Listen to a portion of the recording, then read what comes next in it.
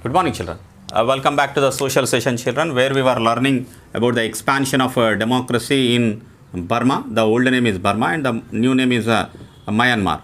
So we have seen that initially when it got independent in 1947, okay, it was on the path of democracy, but later, even though there were three elections which were held in 1951, 56 and 1960, okay, but it appeared that slowly, because of the ethnic indifferences and ethnic war, okay, the war between the ethnic groups had led or pushed this country into the hands of the military rulers.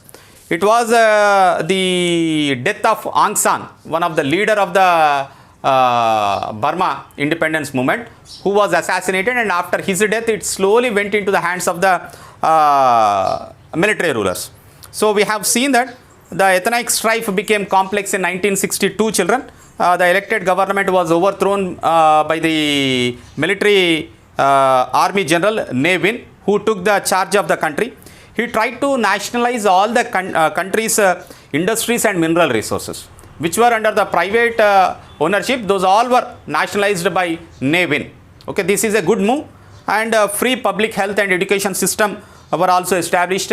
Between 1962 to 1965, important laws against to the landlords and usuaries, usury in the sense the rent which is paid by these farmers to the government. So they were adopted, and amid protecting the peasants' rights to have the land and property, they also decreased the rent on the land, which has helped the poor peasants. These are few good things which have been done by the Ne Win government. The army generals have been ruling the country since then. Okay, until recently also Myanmar was under the army rule only, military rule. So the rulers claimed they were following socialist policies. Socialist policies means पूरा government के पास रख के government will distribute the wealth equally to all the people. That kind of a setup is called as socialistic setup. जैसे Russia में, China में होते थे. So such kind of setup they have told to the world that they are following the socialist policies. This only placed the major resources of the country in the hands of the army generals.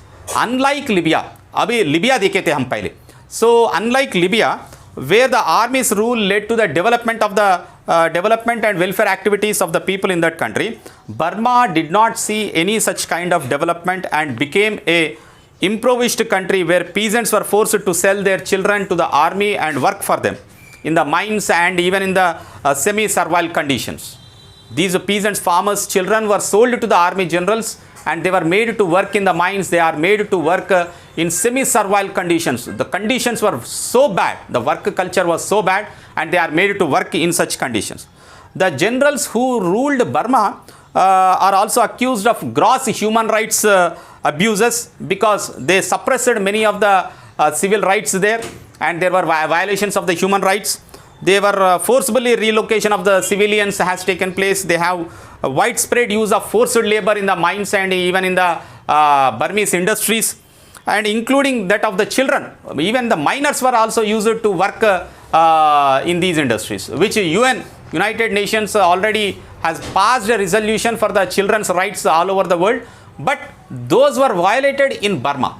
These generals had forcefully made them to work, and students usually took the lead to protest against the military rule, but all such protests were suppressed by the military rulers.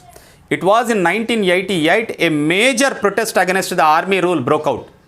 In which year? It was in 1988. From when the army rule got started? From 1962 to 65, the army rule got started, and it was in 1988 that finally the break has taken place. That means mass protest, a major protest had taken place, and this was also brutally suppressed by killing thousands of demonstrators. Firing के लिए order करे थे. So because of this, what happened? A new military council took over the power in the following year, that is in 1989, and promising a military council took over, and they have promised for the elections. It was around this time that Aung San Suu Kyi, okay, we pronounce it as Suchi, the daughter of Aung San, has come into began to fight for the reforms in Burma. So since Suki has become a central figure in the protest against the military rule. The establishment of democracy in Burma has taken a new turn, which we shall see from 1990 general elections. Thank you, children.